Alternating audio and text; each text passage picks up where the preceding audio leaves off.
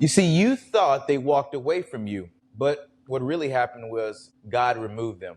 What if God closed the doors that they refused to shut? Some losses weren't betrayals, they were protections. God wasn't messing your stuff up, He was protecting you from getting messed up.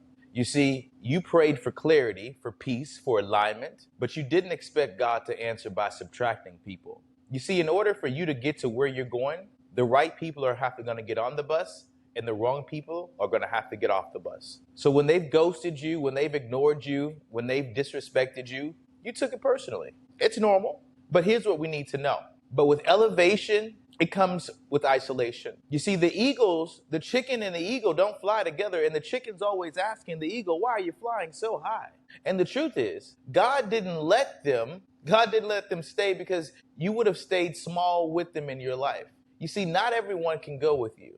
Not everyone can go where you're going. Not everyone is built to be able to withstand the things that you're going to withstand. Not everyone wants your healing to work. You see, some people only loved you when you were broken because the whole version of you, it practically scared them. It showed them pieces of themselves that they refused to look at. You see, sometimes your biggest haters have a front row seat. You didn't get abandoned. You got reassigned. Nobody left you. God protected you. You see, that pain you felt, it was an exit strategy, but it was dressed up like heartbreak.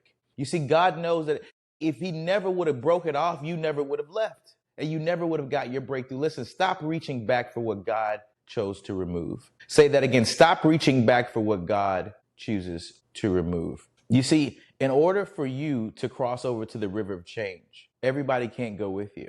There's some people that have been put in your life, places and situations that have created the person that you are. You see, sometimes we think that we've been abandoned, but what really is happening is God is creating within us a new strategy, a new way of being, a new philosophy, a new thought pattern, a new school of thought, a new way of seeing the world. And sometimes it takes for low energy people, negative people to get out of your life for you to realize how positive you really are. Sometimes it takes God to remove the good people in your life for the great people to arrive.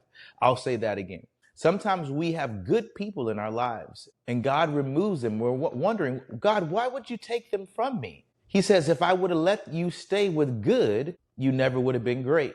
You see, good is the enemy of great. Nobody pays a lot for good. Nobody lines up outside for good. We want what's great for us, right? We want a great experience. We want a great vacation. We just don't want a good vacation. So don't think, listen, you haven't been abandoned. You've been reassigned to a brand new way of living. So if your mother wasn't there for you, understand you get to reparent yourself. So you don't have to say, oh, my mother abandoned me. You know what? God made sure that I could redo my childhood the way I would have always wanted. Sometimes it takes us to reparent ourselves, even in the abandonment situations with our parents, our mothers, our fathers, even in relationship, husbands and wives may have felt abandoned by the other, always on the road, always going, never at home, abandoning the children. The wife is always gone out with her friends, so on and so forth. There's so many different variations of how people feel like they've been abandoned. But what if that heartbreak, that awakening moment of feeling abandoned really awakened and ignited in you something that you never thought you'd do, which was leave, get a divorce, go to therapy, start to lose the weight, realizing that some of your issues came from being abandoned, things you've never healed from. So don't look at your tragedies of abandonment or as a loss. Look at it as a restructure of your life. See, you didn't get abandoned, you got reassigned. You didn't get abandoned at all. You got reassigned to a brand new way of living. And it's time for you to realize what's possible. It's time for you to step into the next side of the chapter of your life. Realize you can do anything when God is inside of you, when you're strengthened, when you believe anything is possible. But if you're walking around with the I got abandoned backpack on, if you're walking around with the I got abandoned sticker on, how do you expect to live a prosperous life when in the back of your mind, nobody loves you because you got abandoned? My father wasn't there at the recital, so I don't feel worthy. How much of your hurt and your trauma are you walking around with? It's time to let it go. It's time to abandon your trauma. I'll say that again.